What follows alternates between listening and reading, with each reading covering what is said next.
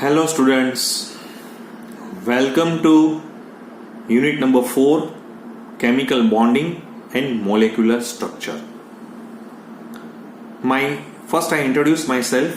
My name is Dr. Rajiv Doshi and I am an owner as well as the president of this Swastik school. Since last 28 years, I am attached with this field, especially chemistry field, and in chemistry I am very much interested in organic chemistry as well as inorganic chemistry. Right?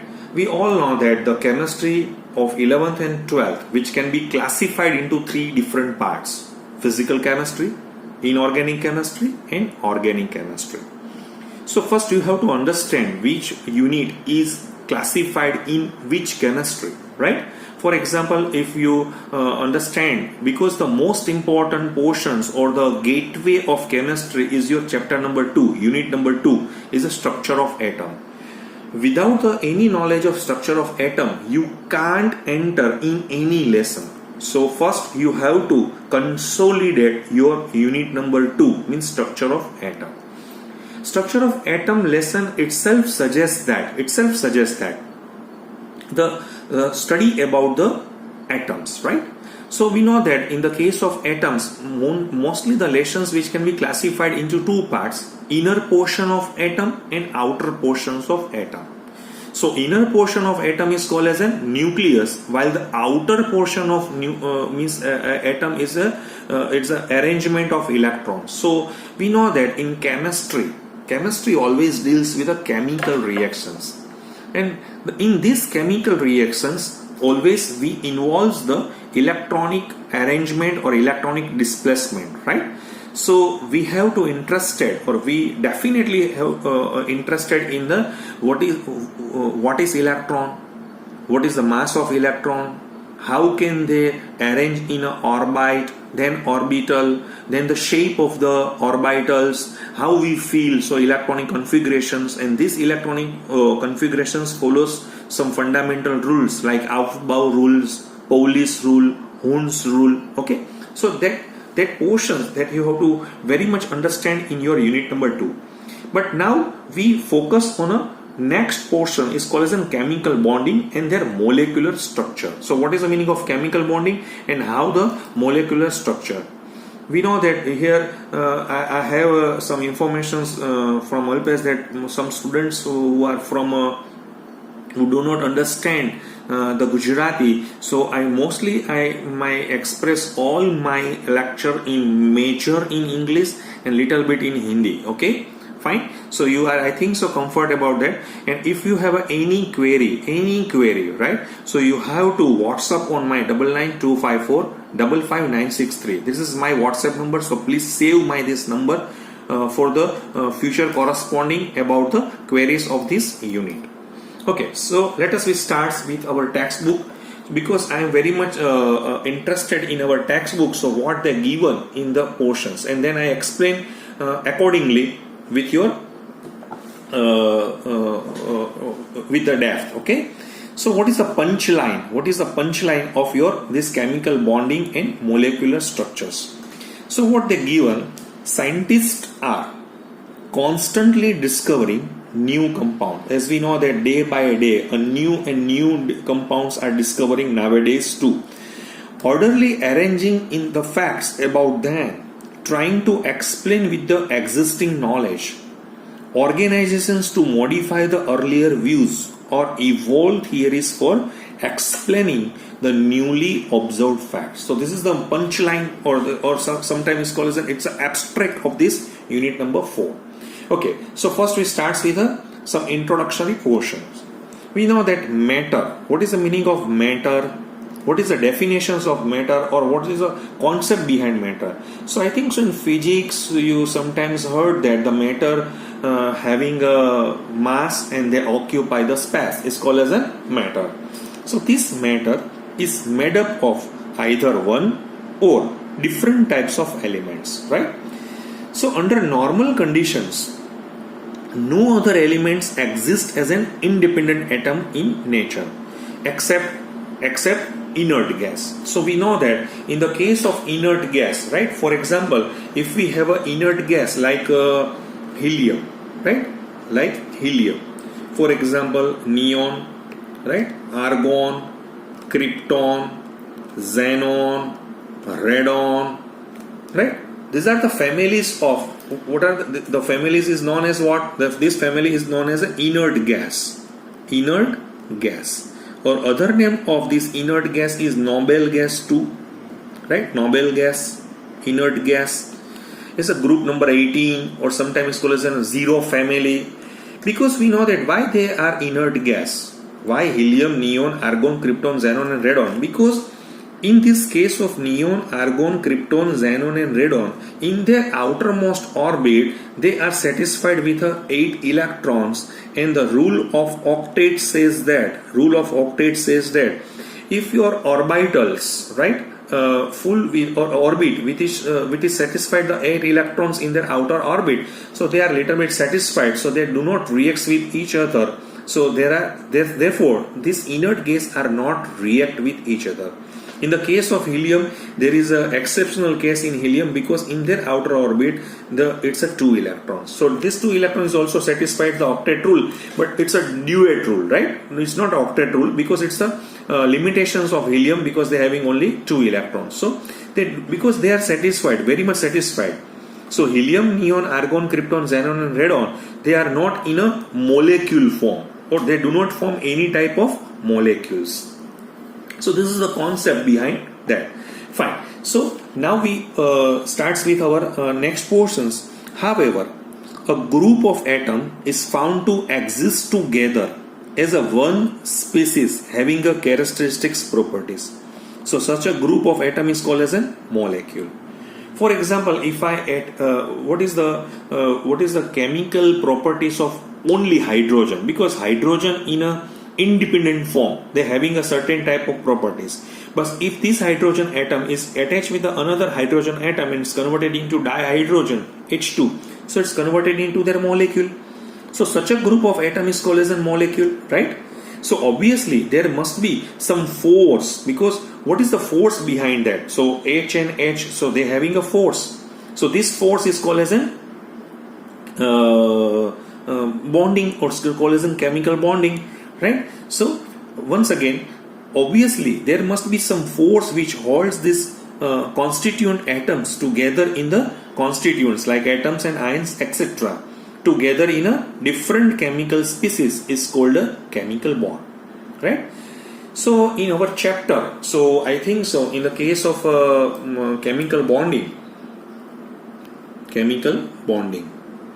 So how many types of chemical bonding in your 11th and 12th chemistry? So mainly they are classified 3 types of bonds. One is called as a metallic bond, right? Another bond is called as an ionic bond, and one more bond is called as a covalent bond. I think so you have a little bit idea in your standard 9th as well as 10th that what is the point of this ionic bond and covalent bond. So what's the difference between ionic bond and covalent bond, right? So in this case of ionic bond means the ion can participate in this bond. So your bond having attractions between 2 ions is called as an ionic bond. While in case of covalent bond, so there is a partnership of electrons between 2 atoms, right? It's called as a covalent bond. But I think so there is a new terminology. The first time you have to heard about the metallic bond.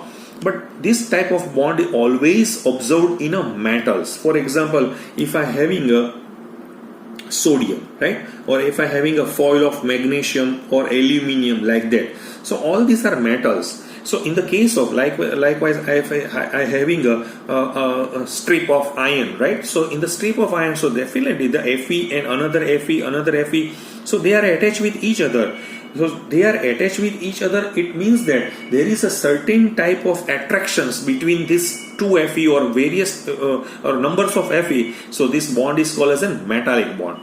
Mind well, metallic bond is the bond is the strongest bond out of these 3 bonds, ionic bond and covalent bonds, because it's required almost 200 kilojoule per mole energy is required to break this bond. So metallic bond is the number one bond, and this bond is a highly stable in nature, and it's required to break this bond. It's required a more amount of energy. What about the ionic bond? The ionic bond between two ions, they form between two. For example, NaCl is a very much well-known example of ionic bond. So NaCl, so there is a bond between ions, Na plus and Cl minus, right? So there is a attractions of this, between Na plus and Cl minus. So this type of attractions is called as an ionic bond. Sometimes this bond is also called as an electropositive bond too, right? So in the case of electropositive bond, so certain types of electropositive bond in NaCl. Same way in the case of covalent bond. So covalent bond is like for example chlorine, hydrogen, right? Ammonia, methane. So various example of a covalent bond too. But there is because in the case of what is the major characteristics of ionic bond? The bond between metals versus non-metals, right? So I think so you have an idea about the metals and non-metals. Metals who donate their or who give their electrons very easily, so it's called as metals, and non-metals, they accept the electrons from metals, okay, so they are called as non-metals. In periodic table, in your left hand side of portions, they are almost having a metallic characteristics. For example, group 1 is called as an alkali metals, group 2 is called as an alkaline earth metals. Likewise transitions elements, right? You have an idea about the then after the aluminium, gallium, indium, thallium is group number 13. So they are having a metallic characteristics. And some non-metals, for example, halogen family is a non-metals. Likewise, nitrogen family, nitrogen, phosphorus is also non-metals. Next one is oxygen, sulfur, right? They are non-metals. So compared to the metals and non-metals, so what you have idea about the what is the metals are number of metals are higher in periodic table or non-metals? Definitely metals more than, I think so. In the case of, if you observe your periodic table, right? If you observe your periodic table, so in your periodic table, definitely you observe that.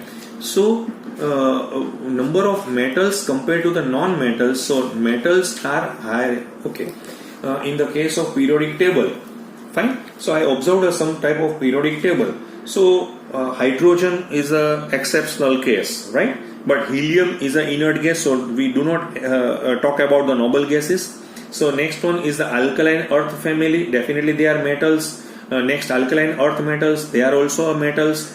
Then old D block transitions elements are metals. Then inner transitions elements like lanthanoid series, actinoid series, they also are a metallic in nature. But in the case of group 13, boron is a non-metal, but aluminium, gallium, indium, thallium, they are metallic in nature. Group number 14 means carbon, silicon. Carbon is it's a non-metal family, right? But from silicon, germanium, some metallic characteristics is increasing, and tin and lead, they are metallic in nature. Same way, nitrogen, phosphorus are non-metals, but arsenic, antimony, they are semi-metals, right? And bismuth is a metal. Same way, in the case of group number 16 or oxygen family, oxygen, sulfur, they are non-metals, but selenium, tellurium, they are semi-metals, and polonium is a metal. Likewise, in the case of fluorine, chlorine, bromine, right, they are non-metals, but if we go down in any group from upward to downward position, so metallic characteristics is increasing. So number of non-metals are lesser compared to the metals, but if metals is attached with the non-metals, so they form a ionic bond, and such a type of ionic bond, so I think so most easy example is sodium chloride. Likewise, in the case of covalent bond, so always covalent bond form between non-metals and non-metals, right? But here, what is the concept of non-metals and what is the concept of metals? I think so you have a better idea about the electronegativity. Without the idea or informations of electronegativity, you can't judge which bond is ionic in nature और which bond is covalent in nature. देखिए यहाँ पे क्या होगा, आपको electronegativity की जो values है, अगर आपको पता नहीं है इलेक्ट्रोनेगेटिविटी, तो आपका केमिस्ट्री में जो एंट्री, जो स्मूथ आपको चलना चाहिए, वो नहीं हो सकता है। So definitely you have idea about the electronegativity. और इलेक्ट्रोनेगेटिविटी की वजह से, जैसे मैं आपको एक बॉन्ड दिखा रहा हूं, जैसे मैं यहाँ पे हाइड्रोक्लोरिक एसिड दिखाया हुआ है।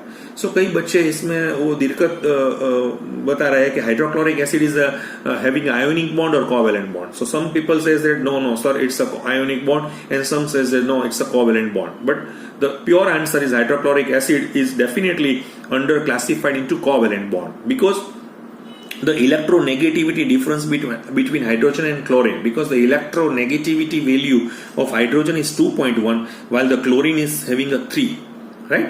So the difference is between is 0.9, so it's not that much difference, so it's not ionic in nature. So it's not ionic in nature. So hydrochloric acid is having a covalent characteristics. So you have an idea about the covalent bond electronegativity, because with the help of this electronegativity you can forecast which bond is ionic in nature or which bond is covalent in nature. देखिए कोई भी bond है अगर आप देखेंगे तो वो 100% ionic हो सकता है, 100% कोवेलेंट हो सकता है, ऐसा आपके दिमाग में है। लेकिन ऐसा कुछ होता नहीं है, क्योंकि कई बॉन्ड ऐसे होते हैं जिसमें 90% आयोनिक बॉन्ड के कैरेक्टरिस्टिक्स है, 10% कोवेलेंट। सेम वे 70-30 भी हो सकता है, 80-20 भी हो सकता है, 50-50 भी हो सकता है। तो वो जो बॉन्ड की कैरेक्टरिस्टिक्स है, राइट, कि 50-50 है, 80-20 है, 65-35 है या 45-55 है, तो हमें पता कैसे चलेगा? So this all can be forecast with the help of electronegativity. So you have a definitely idea about certain type of electronegativity. Okay, मैंने अभी आपको ये बताया हुआ है कि केमिकल बॉन्डिंग का classify mainly metallic bond, ionic bond और कोवेलेंट बॉन्ड में हो सकता है। This bond is highly strong, क्योंकि यहाँ इसको जो बॉन्ड है उसको तोड़ने के लिए मुझे ज्यादा से ज्यादा एनर्जी के मुझे जरूरत पड़ेगी। Then after ionic bond is a very good bond, but compare to the covalent bond ionic bond is a very much stable bond, right, because this bond is between ions. तो पहले हमें ion form हो जाना चाहिए, और this ion having a electrostatic attraction, and this electrostatic attraction is called as an chemical bonding.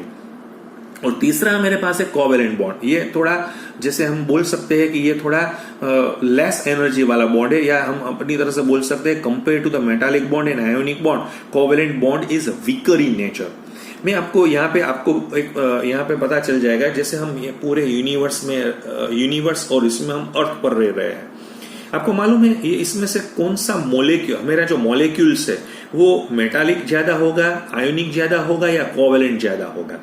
अब एक बार सोचिए, यहाँ पे वीडियो आप पोस्ट कर दीजिए, आप एक बार सोचिए कौन सा बॉन्ड मेरे पास जो मॉलिक्यूल है वो मेटालिक बॉन्ड वाले मॉलिक्यूल ज्यादा होंगे यहाँ पे पूरे यूनिवर्स में, या मेरे अर्थ पे, या आयोनिक बॉन्ड वाले ज्यादा होंगे या कोवेलेंट बॉन्ड वाले ज्यादा होंगे? सोचिए। फाइन, देखिए इसमें आंसर क्या आएगा आपको मालूम है? कोवेलेंट का ज्यादा आंसर आएगा। देखिए सबसे पहले देखिए, जैसे मैं यहाँ पे मैं अपने अर्थ की बात कर रहा हूं, तो अर्थ ऑल्सो क्लासिफाइड इनटू 3 पार्ट्स। जैसे मैं बोल रहा हूं एयर है, वाटर है और सॉइल है। तो एयर में ज्यादा से ज्यादा क्या होगा? एयर है, हमें मालूम है 78% of nitrogen and 21% of oxygen air का है।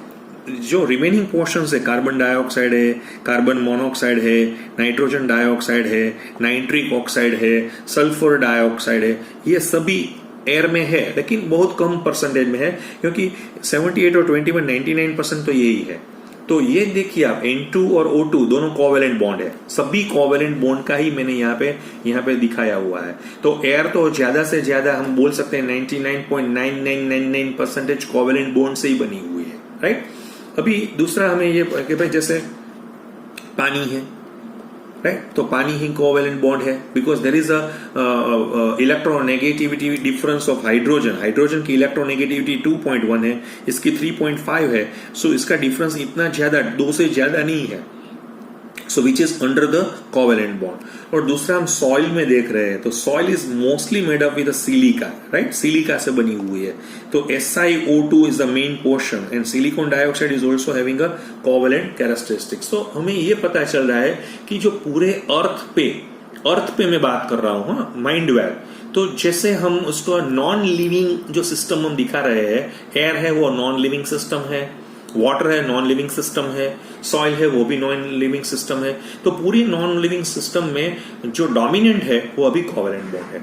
जैसे हम लिविंग सिस्टम बता रहे हैं, जैसे लिविंग सिस्टम में मैं आपको एनिमल किंगडम की या प्लांट किंगडम की बात कर रहा हूं, राइट? जैसे हम होमोसेपियंस है, राइट?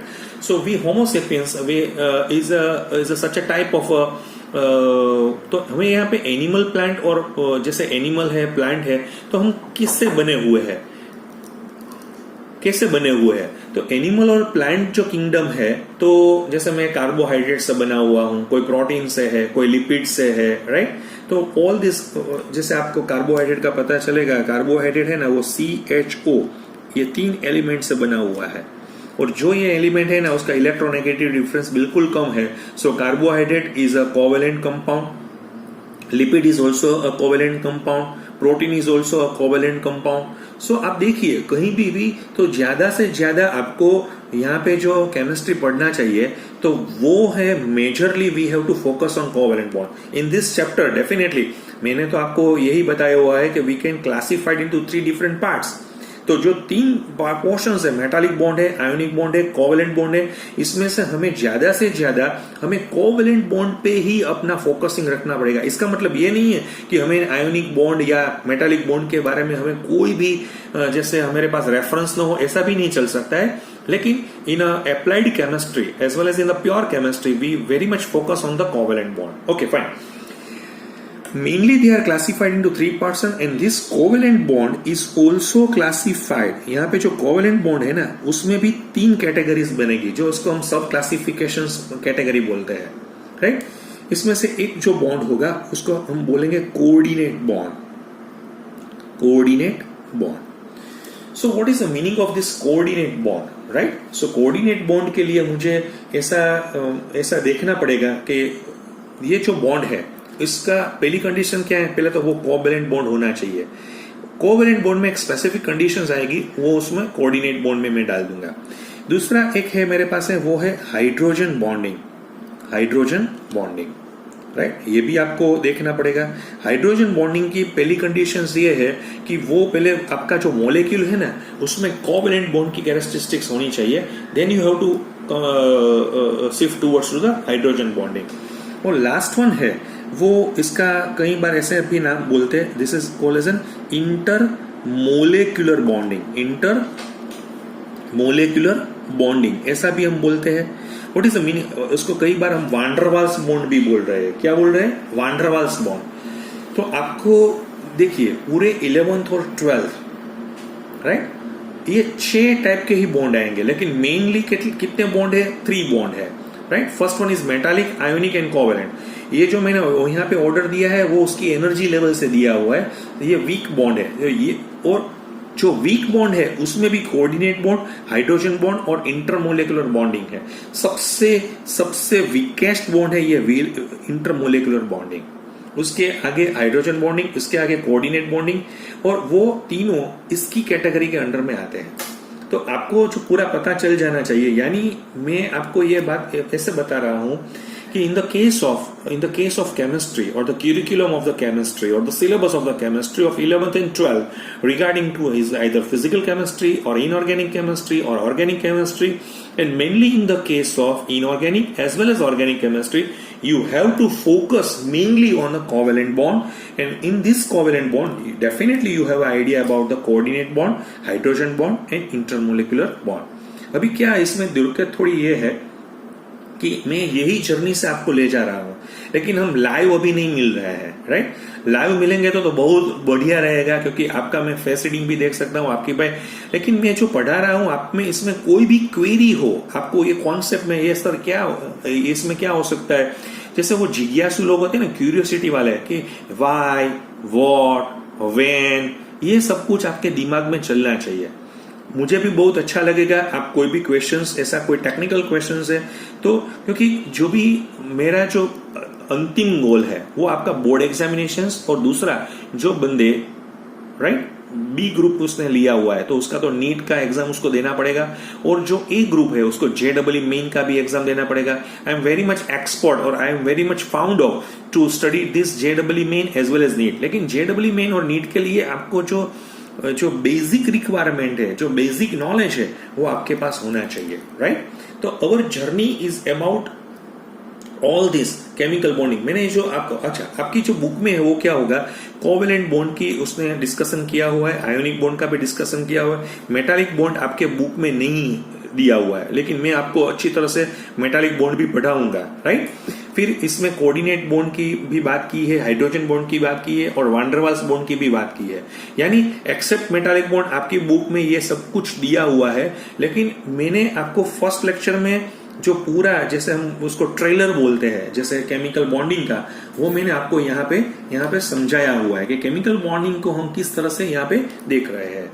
देखिए, फिर हम ऐसा भी यहाँ पे हम थे कि since the formation of a chemical bond take place as a result of combinations of atoms of a various element in different ways, so it raises many questions। यहाँ पे कई questions आपको दिमाग में आ जाएंगे।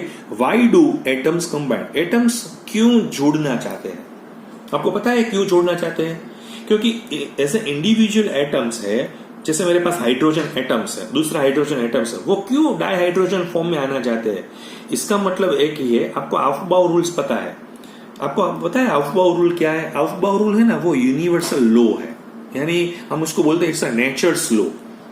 सभी को स्टेबिलिटी के लिए, सभी लोग क्या होगा, जो भी लिविंग है या नॉन लिविंग हमारे पास एंटिटीज है या स्पीसीज है, उसका एक ही बिहेवियर है टूवर्ड्स टू स्टेबिलिटी, वो स्टेबिलिटी की तरफ जानेगा।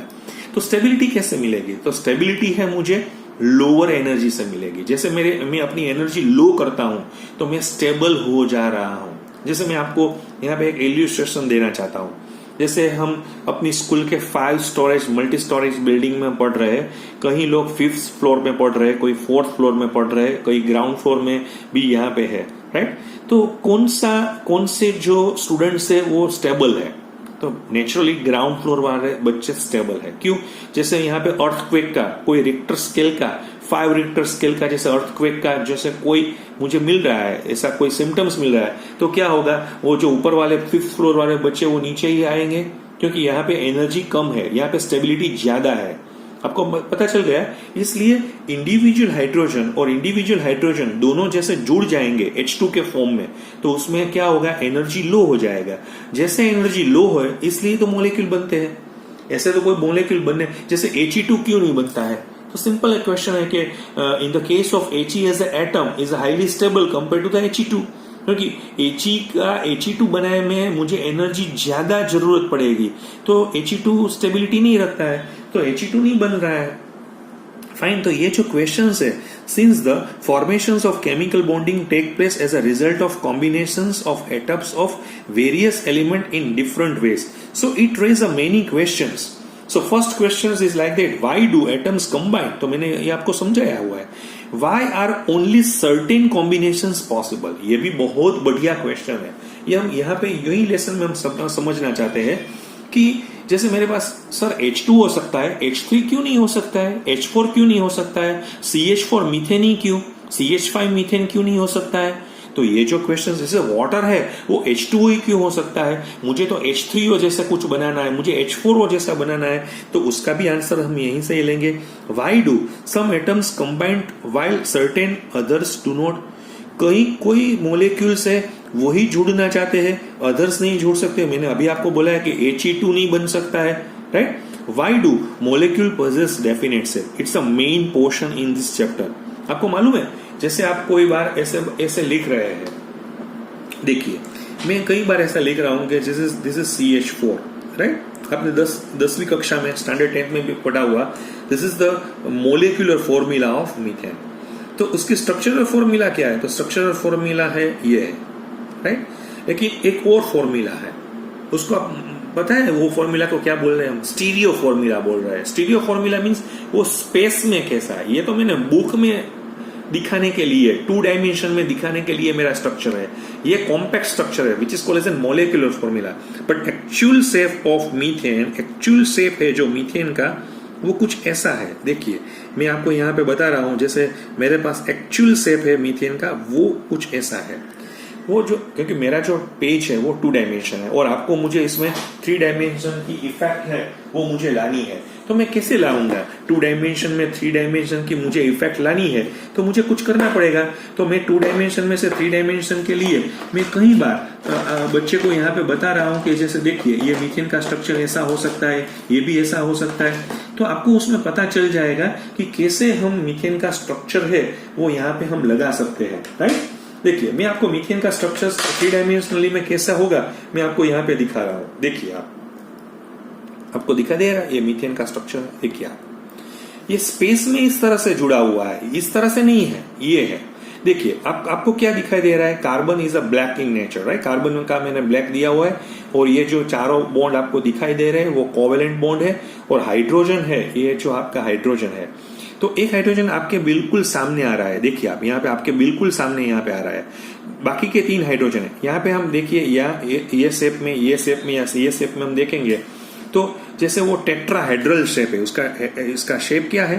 टेट्राहेड्रल शेप है। देखिए आपको यहाँ से भी दिखाई देगा टेट्राहेड्रल शेप कैसे यहाँ पे दिख रहा है, राइट। जैसे यहाँ पे मैं एक प्लेन कर देता हूँ, यहाँ पे भी एक प्लेन है, यहाँ पे भी एक प्लेन है, यहाँ पे भी है, देखिए आप। तो इसका टेट्रा है, उसमें जो आप देख रहे हैं HCH बॉन्ड एंगल, राइट। देखिए आप यहाँ पे हाइड्रोजन है, यहाँ पे कार्बन है, तो ये जो बॉन्ड एंगल है वो है मुझे नियर अबाउट 109 डिग्री 28 मिनट्स का मुझे बॉन्ड एंगल मिलेगा। मेन केमिस्ट्री यही है, आपको यहां तक मुझे ले जाना है कि स्पेस में वो कैसा है। अगर स्पेस में मुझे पता चलेगा तो ही मुझे केमिकल रिएक्शंस पता चल जाएगा कि कहां से हम अटैक करेंगे। यहाँ का मुझे मीथेन का कुछ रिएक्शंस करवाना है तो मुझे पहले पता तो होना चाहिए ना कि उसका स्ट्रक्चर क्या है उसका। लेकिन कहीं लोग ये स्ट्रक्चर बताया, ये स्ट्रक्चर है, डेफिनेटली है, but it's a structural formula.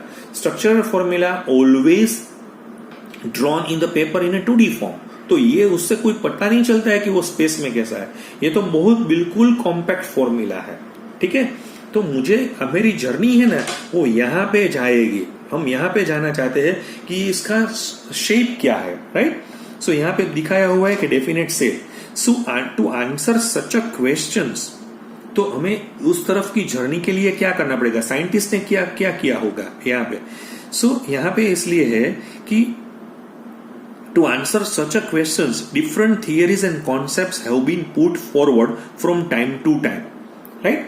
So there are some first theory है, लेकिन उसमें क्या हो कि थोड़ी दिक्कत है, उसका लिमिटेशंस भी है। देर आर कोसेल्स-लुईस अप्रोच, तो हम पहले यही पढ़ेंगे कोसेल्स-लुईस अप्रोच। फिर वो अप्रोच में कोई उसका जो है, जैसे आपने कैसे पढ़ा था कि फर्स्ट है वो आपने जैसे स्ट्रक्चर ऑफ एटम का, जैसे थॉमसन्स का मॉडल आपने पढ़ा, बाद में हमें मालूम पड़ा कि नील्स बोर का मॉडल है, फिर बाद में हमें मालूम पड़ा रुथरफोर्ड, इसके बीच में रुथरफोर्ड का भी मॉडल आया हुआ था, जैसे वाटरमेलन जो इसका मॉडल आपने भी पढ़ा हुआ है। फिर then we have to next towards to the Niels Bohr model of arrangement of an electron. हाँ, लेकिन उसमें भी एक दिक्कत आ रही थी। फिर बाद में आपने क्वांटम मैकेनिक्स में अपने पांव रखे, तो क्वांटम मैकेनिक्स में आपको लुई द ब्रोगली का प्रिंसिपल मिला, देन हाइजेनबर्ग का प्रिंसिपल मिला, then after certain principles quantum mechanics का, उसमें जो बहुत श्रोडिंजर का भी एक इक्वेशंस उसमें हमने लगाया, फिर ऑर्बिटल्स का कॉन्सेप्ट आया। तो उससे टाइम टू टाइम जैसे हम देख रहे हैं कोसेल-लुईस अप्रोच है, उसके बाद में हम valence shell electron pair repulsion, उसको हम शॉर्टकट में VSEPR, valence shell electron pair repulsion theory, उसके बाद में हम वैलेंस बॉन्ड थियरी पढ़ेंगे, और लास्ट में बिकॉज अभी 1932 में ये थियरी आई थी, मूलिकन और हुन दोनों साइंटिस्ट ने दी थी, molecular orbital theory which is based on the quantum mechanics. ये अभी की फुल एंड फाइनल थियरी है। There are some limitations in valence bond theory too, right. So हम आपको स्टेप बाय स्टेप में उसका तो evolutions of this various theories of this valence and the interpretations of the nature of chemical bonds have closely related to the developments in the understanding of the structure of atom. So the electronic configurations of elements and the periodic table, every system tends to be more stable. हमने अभी बताया है आपको, क्योंकि ये जो है ना ब्रह्म वाक्य है नेचर का, क्योंकि सभी, जैसे आप पढ़ क्यों रहे हैं, स्टेबिलिटी के लिए ये पढ़ रहे हैं, जैसे मैं आपको क्यों पढ़ा रहा हूं, मैं अपनी स्टेबिलिटी के लिए आपको पढ़ा रहा हूं, right. So every each and every species in the universe, उसका अप्रोच क्या है, towards to be more stable. And bonding it's a nature way of the lowering the energy of the systems to attain stability. So ये जो हम पढ़ रहे हैं chemical bonding, वो स्टेबिलिटी की वजह से ही पढ़ रहे हैं. देखिए मैंने आपको यहाँ पे बताया, जैसे कार्बन है और हाइड्रोजन है, वो इंडिविजुअली हो गए, सो उसमें से मीथेन बनेगा, तो methane is far stable as compare to the, तो एनर्जी लो का इसका मतलब ये होगा कि जो भी हम केमिकल रिएक्शंस करेंगे, so most of the reactions, not all the reactions, right, most of the reactions they are exothermic reactions होना चाहिए. एक्सोथर्मिक यानी वो एनर्जी रिलीज कर देगा. जैसे एक्सोथर्मिक होगा तो जो मॉलिक्यूल बनेगा उसमें एनर्जी लो हो जाएगी, तो उसकी जो स्टेबिलिटी है वो ज्यादा हो जाएगी. तो आज मैंने आपको सिर्फ और सिर्फ यहाँ पे जो इंट्रोडक्टरी पोर्शंस है, क्यों हम केमिकल बॉन्डिंग और मॉलिक्यूलर स्ट्रक्चर्स पढ़ना चाहते हैं. देखिए कई लोग ऐसे होते हैं कि सर मुझे ये सिलेबस में डाला हुआ है इसलिए हम पढ़ना चाहते हैं. कई लोग ऐसे हैं, नहीं सर मुझे मार्क्स लेने हैं इसलिए मैं पढ़ाई कर रहा हूं. नो, मेरी तरफ से तो मेरा तो फंडा ही अलग है. टीचिंग फॉर अंडरस्टैंडिंग ही आपको पढ़ना चाहिए. आप देखिए उसमें ऐसा फील कीजिए कि क्यों मैं ये लेसन केमिकल बॉन्डिंग और मॉलिक्यूलर स्ट्रक्चर पढ़ना चाहता हूं, क्योंकि ये साइंस है, प्योर साइंस है. और आपको जो ये प्योर साइंस है ना, उसका जो फंडामेंटल एक बार आपको पता चल गया तो आगे आपको कोई भी दिक्कत नहीं आएगी. मैं आपको फिर से एक बार बता रहा हूं, आप पहले अपना यूनिट नंबर 2 एकदम वो आपको जो उसका जो बेस है ना वो एकदम बढ़िया करना है. फिर unit number 3, because without the any help of unit number 2 and unit number 3 you can't enter into unit number 4. Unit number 4 में अगर कोई भी बंदा 2 और 3 का विदाउट कॉन्सेप्ट से आ गया होगा ना, तो जैसे हम देख रहे हैं, जैसे कोई जो घोड़ा होता है, जो हॉर्स होता है, वो जैसे लंगड़ा हो जाता है, उस तरह से वो फील करेगा. तो आप देखिए, अगर आपको कोई भी यूनिट नंबर 2 या यूनिट नंबर 3 में भी आपका कोई कॉन्सेप्ट में दिक्कत है, तो मैंने शुरू में ही मैंने अपना नंबर यहाँ पे आपको डाला हुआ है. देखिए आप फिर से 9925455963 का मैंने नंबर यहाँ पे डाला हुआ है, राइट. तो मुझे व्हाट्सअप कीजिए कि सर मुझे इसमें थोड़ा दिक्कत आ रही है, मुझे ये कॉन्सेप्ट है वो मुझे समझ में नहीं आ रहा है, तो मैं इंडिविजुअली भी उसको यहाँ पे समझा दूंगा. ये मेरा आपके साथ जो 11th इंग्लिश मीडियम के साथ मेरा ये फर्स्ट लेक्चर था. अब भी आपका कोई फीडबैक है, जैसे क्योंकि अभी तो ऑनलाइन में हम पढ़ रहे हैं तो इसलिए पढ़ रहे हैं, मेरा फेस आपको नहीं दिखाई दे रहा है, लेकिन मेरा जो कॉन्वर्जेशन है, मेरा जो राइटिंग है वो आपको अच्छी तरह से दिखाई देगा. इसलिए मैं ये थोड़ी सिस्टम से यहाँ पे 11th और 12th के तो सभी बच्चों को मैंने इसलिए इसी तरह से और अच्छी तरह से हम यही तरह से पढ़ा रहे हैं. तो आपको कोई भी दिक्कत हो तो डेफिनेटली मुझे मैसेज कीजिए, और नेक्स्ट सेशंस में हम आपको यहाँ से फर्स्ट जो मेरा कॉन्सेप्ट है, कॉसेल एंड लुईस कॉन्सेप्ट, तो हम उसमें आगे बढ़ेंगे. Thank you very much.